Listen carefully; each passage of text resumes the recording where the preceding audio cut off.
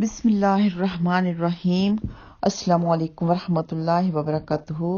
ہماری بہن نے بخیل کی ڈیفینیشن پوچھی ہے، یعنی بخیل کی وضاحت یا اس کی تعریف۔ تو ڈیئر، بخل کے لغوی معنی کنجوسی کے ہیں، اور جہاں پر خرچ کرنا شرعی طور پر یا عادتاً یا مروتاً لازمی ہو، وہاں پر نہ خرچ کیا جائے تو اسے کہتے ہیں بخل کرنا یا بخیل ہونا۔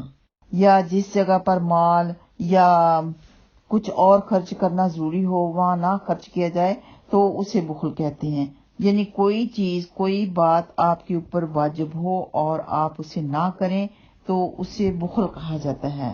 اور بخیل کی بہت زیادہ وعید ہے قرآن پاک میں، جیسے کہ زکوٰۃ کا ادا نہ کرنا بخل کہلاتا ہے، اور اسی طرح صدقہ نہ کرنا، جبکہ کوئی آپ سے مانگے اور آپ اسے صدقہ کچھ نہ کریں تو وہ بھی بخل کہلاتا ہے۔ آپ کسی سے اسمائل کر کے بات نہ کریں تو وہ بھی بخل ہی ہے، اور آپ کے اوپر کسی نے احسان کیا ہے آپ اس کا شکر نہ ادا کریں تو وہ بھی بخل ہے۔ بخل سے بچنا ہر مسلمان کے لیے لازم ہے، کیونکہ بخل ایک گناہ ہے اور بخل کی وجہ سے انسان کئی گناہوں میں پھنس سکتا ہے۔ بخل کے کئی زیادہ نقصانات ہیں۔ بخل کی وجہ سے انسان آخرت کے فکر سے غافل ہو سکتا ہے۔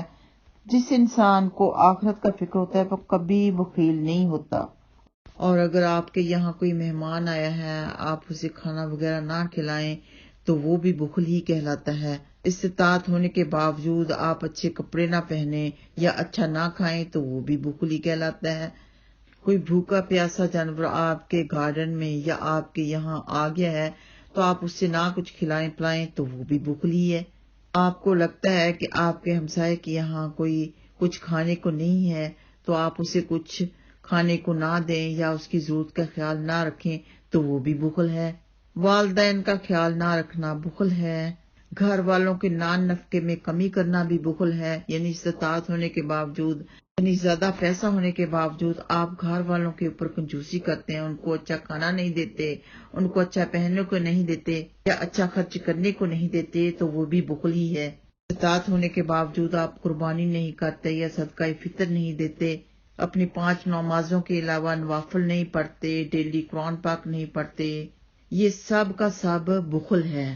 والدین کی خدمت میں کمی کرنا، ولیمہ عقیقہ نہ کرنا بخل ہے، اور آپ کا کوئی نوکر ہے، کوئی بھی کام کرنے والا ہے، آپ نے خود کھا لیا ان کو نہیں کھلایا تو وہ بخل ہے۔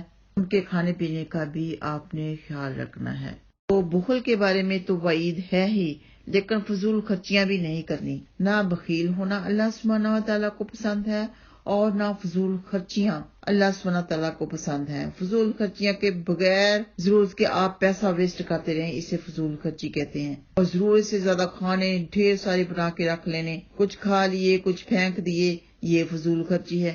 انشاءاللہ تعالیٰ فضول خرچی کے بارے میں بھی لیکچر ہوگا۔ تو آخر میں اللہ سبحانہ تعالیٰ کا حکم پڑھ لیتے ہیں جو کہ قرآن پاک میں ہے، سورۃ آل عمران آیت نمبر 180 میں، وَلَا يَحْسَبَنَّ الَّذِينَ يَبْخَلُونَ بِمَا آتَاهُمُ اللَّهُ مِنْ فَضْلِهِ هُوَ خَيْرًا لَهُمْ بَلْ هُوَ شَرٌّ لَهُمْ سَيُطَوَّقُونَ مَا بَخِلُوا بِهِ يَوْمَ الْقِيَامَةِ وَلِلَّهِ مِيرَاثُ السَّمَاوَاتِ وَالْأَرْضِ وَاللَّهُ بِمَا تَعْمَلُونَ خَبِيرٌ۔ ترجمہ ہے، اور جو بخل کرتے ہیں اس چیز میں جو اللہ سبحانہ تعالیٰ نے انہیں اپنے فضل سے دی، ہرگز اسے اپنے لیے اچھا نہ سمجھیں بلکہ وہ ان کے لیے برا ہے۔